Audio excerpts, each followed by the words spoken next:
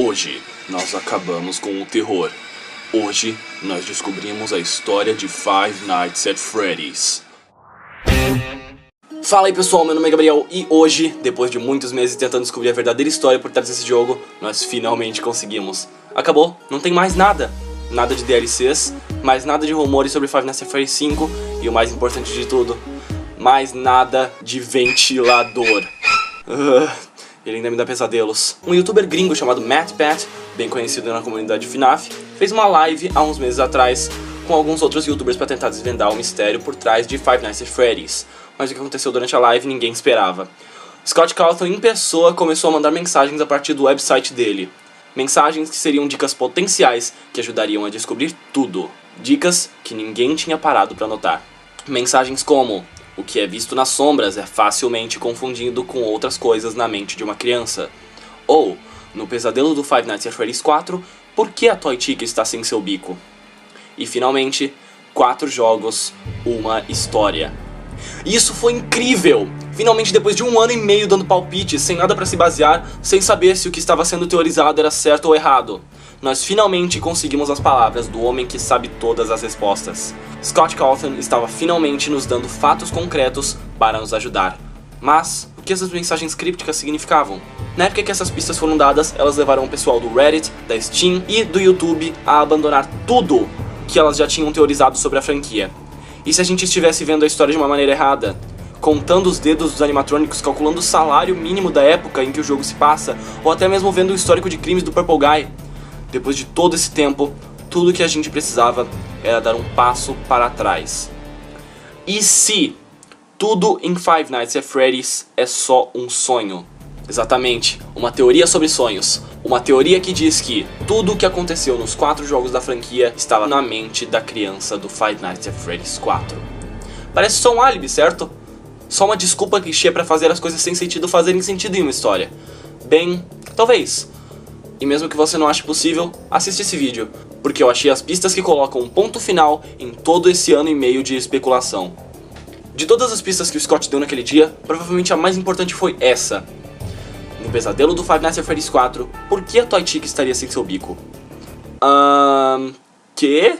No minigame do Five Nights at Freddy's 4 você pode falar com uma garotinha que tem brinquedos dos animatrônicos Toy Freddy, Bonnie e Chica. Mas o bico dela não tá lá? Quando as pessoas viram essa pista, todo mundo ficou tipo: Scott, me poupa. Mas, quando eu parei pra olhar, lá estavam eles, aqueles pixels alaranjados jogados no chão. O quê? Sério? Esses 5 pixelzinhos no chão são um detalhe crucial para que nós possamos desvendar a história inteira de Five Nights? E mesmo assim, por mais absurdo que isso possa parecer, esses 5 pixels mudam tudo, esmagando meses de teorias e teorias. Porque essa Chica é paralela com a nova versão de Chica do Five Nights at Freddy's 2, que perde seu bico toda vez que vai nos atacar. É um detalhe que todos nós passamos a interpretar como um glitch gráfico ou uma escolha de design, e não como uma pista para a conclusão da história inteira. Mas mesmo assim, aqui estavam as palavras saídas da boca do criador, e foi aí que tudo se juntou. Os animatrônicos fofinhos de Five Nights at Freddy's 2, do que eles são chamados mesmo? Animatrônicos Toy. E esse não é só um nome fofinho que nem Freddles, que a comunidade deu para os novos personagens. Esse nome está no menu do jogo, o nome é oficial. É um nomezinho estranho para um bando de robôs, não acha? A não ser que esse nome tenha que ser levado ao pé da letra e que esses caras sejam só um bando de brinquedos. Ai meu Deus! E se eles realmente são brinquedos? E tudo o que aconteceu no Five Nights at Freddy's 4 seja um cenário inspirado por esses carinhas? Bem, vamos continuar com essa pista. Obviamente, os animatronics Toy são todos brilhantes, feitos de plástico, bem falsos, igual qualquer outro brinquedinho de 1999. Mas isso explica mais do que só o nome dos robôs. Isso também explica a aparência da Mangle. É sério, a história que nos contam no jogo é bem absurda. Que o bicho ficou daquele jeito porque as crianças arrancavam e botavam suas partes de volta ao corpo. E que os empregados do restaurante desistiram e a deixaram ali, como uma pilha de lixo robótica, que seria para o divertimento das crianças. Agora me diz, que tipo de pai doente deixaria o filho brincar com essa coisa? Oh, aqui tá um brinquedinho pra você. Oh meu Deus, ele mordeu meu filho. Por essa ninguém esperava. Mas, se a gente presumir que a Mangle é fruto da imaginação de uma criança que viu todos esses brinquedos, tudo faz bem mais sentido. É só um brinquedo desmontado. Pensa no Sid, do Toy Story, que pegava as partes dos seus brinquedos e juntava com outros para criar abominações. Isso explica as duas cabeças da Mangle. Não importa o que você me diga, nada vai me convencer que a recriação do Foxy foi feita para ter duas cabeças. Aliás, repare que a Mangle aparece no quarto de uma garota. Um detalhe insignificante? Acho que não. O bico da Chica prova que os brinquedos dessa garotinha se desmontam, igualzinho a Mangle, o brinquedinho dilacerado. E isso explica Five Nights at Freddy's 1 também. A criança do Five Nights at Freddy's 4 tem 4 pelúcias no seu quarto, o grupinho do Five Nights 1. São pelúcias, macios e estufados. E do que é que os animatrônicos originais eram feitos mesmo? Material macio, tecido peludo, e não plástico como os animatrônicos Toy. E tem mais! Tudo que a gente escuta sobre esses carinhas do primeiro jogo é que eles acumulam odor, e que os empregados nunca os limpam. Exatamente igual a uma pelúcia velha e adorada pelo seu dono. Mas os paralelos não param aí. Por que o Fox está em manutenção no primeiro jogo? Bem, porque a pelúcia em que ele é baseado está sem sua cabeça. E que tal o jumpscare do Foxy saindo da parede quando você menos espera? Estranhamente similar ao jeito que o irmão mais velho da criança o assusta no Five Nights at Freddy's 4, junto da sua máscara de Foxy. E como o Golden Freddy se encaixa em tudo isso? Bem, no easter egg escondido de Five Nights at Freddy's 4, a gente vê na TV o programa Fazbear e Amigos, que tem como seus personagens o Golden Freddy, juntamente de Freddy, Chica, Bonnie e Foxy, os 5 principais personagens do Five Nights at Freddy's 1. O sonho de Five Nights at Freddy's 1 é baseado nesse programa de TV e nos bonecos de pelúcia, o que explica o fato dessa criança não possuir uma pelúcia do Golden Freddy, mas sim um amigo imaginário psicodélico que consegue se teleportar de um lugar para o outro ao seu querer.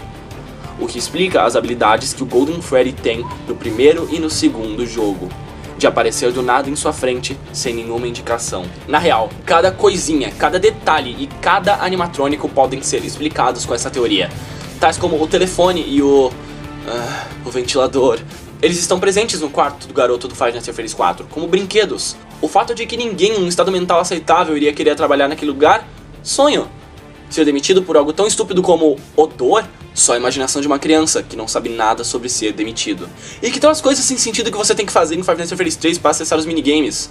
Bem, sonhos têm regras estranhas, onde digitar números faz todo sentido. E até a minha teoria sobre o nome do Springtrap é provada errada quando olhamos a essa teoria do sonho. Springtrap seria paralelo ao boneco que estava com essa garota vestida de verde, cujo ela diz que às vezes morde seu dedo, como uma armadilha. A ideia que os animatrônicos te colocam dentro de um dos trajes quando te pegam vem dessa garotinha espalhando uma lenda urbana de que se você morrer, eles escondem o seu corpo e não contam a ninguém. Os endoesqueletos vêm da sua experiência preso dentro do almoxarifado do restaurante. Balloon Boy é a versão dos sonhos, bem, desse garoto aqui, que decidiu ir à festa. Ambos estão segurando um só balão. E até os esquisitões Shadow Bonnie e Shadow Freddy se encaixam nessa teoria. Eles vêm do momento em que a criança cai no chão de tanto medo quando vê a sombra dos animatrônicos na parede. E enquanto estamos falando de sombra, essa teoria também explica o Purple Guy em pessoa. Vejamos o que a segunda pista de Scott nos diz.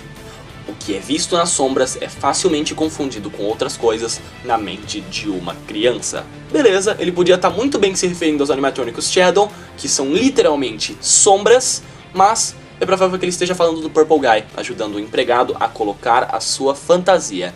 Eles estão numa sala escura e cheia de sombras. O que a criança vê, ou o que ela acha que vê, é uma criança sendo violentamente enfiada dentro da roupa, quando na verdade é só um mascote colocando sua cabeça. Pensa comigo, o quão traumático seria se você estivesse na Disneylândia e visse o Mickey tirando sua máscara e, debaixo dela, tivesse um homem.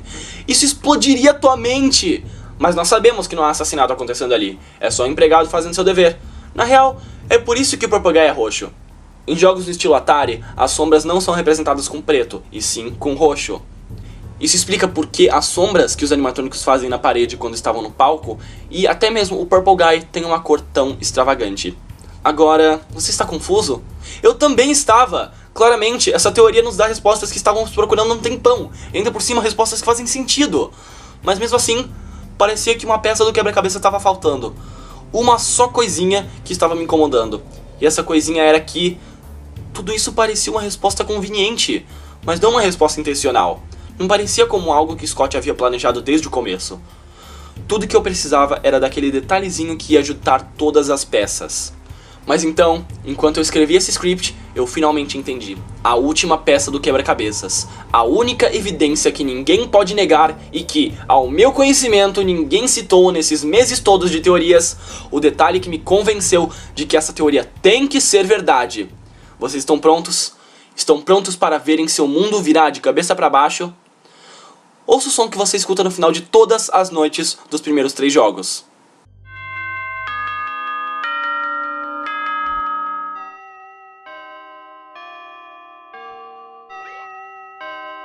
Um relógio de pêndulo, tocando a mesma canção todas as vezes. Por que faria sentido que o fim do meu expediente num restaurante fosse marcado por um relógio de pêndulo? Não faz o menor sentido, a não ser que eu estivesse dormindo profundamente na cama da minha casa com um relógio de pêndulo logo ao lado do meu quarto, igual a planta da casa que nós vemos nos minigames do Five Nights at Freddy's 4. 6 horas da manhã, hora de levantar. Mas agora, vamos olhar para o Five Nights at Freddy's 4. Qual é o som feito quando as noites acabam? Um relógio despertador. E por quê? Porque nós não estamos mais no quarto da criança, nós estamos no hospital, tentando nos recuperar de termos sido mordidos pelo animatrônico, como indica o easter egg das pílulas, IV e flores. Nem todo hospital teria um relógio de pêndulo, mas todos eles têm um despertador digital equipado. Isso pra mim era a peça que faltava no quebra-cabeças. A evidência que levou essa teoria de uma explicação conveniente para um monte de coisas que aconteciam no jogo para a prova definitiva de que isso era o que o Scott queria desde o começo. Meu coração tá batendo forte agora mesmo, eu mal posso esperar para compartilhar isso com vocês. Eu me sinto como se eu tivesse encontrado a Pedra Rosetta, o detalhe que nos ajuda a concluir esse mistério gigantesco que a gente estava tentando resolver. Mas mesmo assim, algo parece estar errado. É gratificante, mas ao mesmo tempo decepcionante. Se lembra do que eu disse no início do episódio? Parece só um álibi, certo? Só uma desculpa clichê para fazer todas as coisas sem sentido fazerem sentido e uma história. Quantos de vocês concordaram com aquilo? Se você é honesto consigo mesmo, aposto que muito de vocês. Não existem muitas teorias que são resolvidas com sonhos por aí justamente por isso. Elas são muito fáceis, muito flexíveis, porque, como é só um sonho, muitas coisas podem ser ignoradas pelo simples fato de que é só um sonho. No mundo das teorias, isso é OP. O sonho pode ser usado contra qualquer argumento e pode se moldar a praticamente qualquer situação. E em um jogo como Five Nights at Freddy's, no qual centenas de pessoas gastaram horas de suas vidas tentando descobrir o significado por trás de todos os jogos e fazer com que cada detalhe encaixasse perfeitamente, a revelação de ser tudo um sonho simplesmente tornaria todas essas horas de trabalho inválidas. Porque um sonho basicamente insinua que nada disso importava, porque nada era real. E o Scott sabe muito bem disso. Vamos dar uma olhada no que ele escreveu num update dele na página da Steam. Abre aspas, a história permanece completamente escondida. Eu acho que um monte de gente achou que eu tinha enchido o jogo com easter eggs aleatórios dessa vez. Bom, eu não fiz isso. O que tá dentro da caixa? São peças do quebra-cabeça, todas juntas. Mas uma pergunta melhor seria se a comunidade aceitaria isso da maneira que é. O fato de que essas peças permaneceram escondidas durante esse tempo todo me atinge de maneira surpreendente e de maneira especial. Uma conclusão que se encaixa de uma forma bonita. E por isso, eu decidi que algumas coisas ficam melhores se forem esquecidas para sempre. Fecha aspas. Pra mim, a frase marcante aqui é: se a comunidade aceitaria isso da maneira que é. Ele sabe muito bem que a desculpa, é tudo um sonho, iria falhar em suprir nossas expectativas gigantescas. É desapontante. E o Puppet? E a data super específica no cheque de pagamento? E é exatamente essa frase que me faz pensar que o Scott queria que essa teoria fosse oficial, mas também entende que revelar a verdade seria um grande erro. O que fez ele tomar a decisão de manter a verdade trancada na caixa. Você pode até ver umas páginas da internet de pessoas discutindo a teoria do sonho nos seus estágios mais primários. Pessoas reagindo de maneira absurda pela simples menção dessa coisa. E provavelmente vão ter muitas pessoas fazendo o mesmo nos comentários desse vídeo. Mas não precisa ser assim. Claro, as noites podem até ser uma série de sonhos, mas a informação contida nesses sonhos não precisa ficar sem importância. E não vai ficar.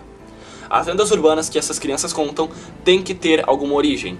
Aquela criança chorona claramente viu algo terrível. E também, como é que os jogos de Atari se encaixam nisso tudo? Eles são sonhos dentro de sonhos? Não. Durante a pesquisa que eu fiz para criar esse vídeo, eu não só achei as evidências que compuseram a teoria do sonho, mas também achei os detalhes que faltavam para podermos juntar toda a linha do tempo de Five Nights at Freddy's. A frase 4 jogos, uma história pode ser uma referência aos sonhos dessa criança, mas também pode ser uma referência ao que aconteceu antes dos jogos, o Puppet e o Purple Guy. Mas isso a gente deixa para outro vídeo. Olá e obrigado por assistir meu vídeo sobre a teoria dos sonhos de Five Nights at Freddy's. Você é uma linda pessoa. E sabe o que pessoas lindas fazem? Elas clicam no botão de gostei, porque, sejamos francos, fazer esse vídeo demorou uma quantidade enorme de tempo. E ver que você deixou um gostei no vídeo faria meu esforço valer a pena. E sabe aquele seu amigo que fica te contando aquelas teorias sem sentido de que o Fox é do bem, ou a Chica perde o bico no Five Nights 2 porque a Mangle tem imãs que pegam o bico? Então, compartilhe esse vídeo com eles para mostrar para eles uma teoria que pelo menos faça sentido. Não se esqueça de comentar aí embaixo o que você achou dessa teoria. Eu adoraria saber o que vocês acharam. Só não briguem, ok? E, só pra deixar claro, essa teoria não foi criada por mim. Ela foi originalmente feita por um carinha muito legal chamado Matt Pat, do canal The Game Theorist. Então, créditos totais pra ele, beleza? Mais uma vez, muito obrigado por ter assistido esse vídeo e eu vejo vocês na próxima. Tchau!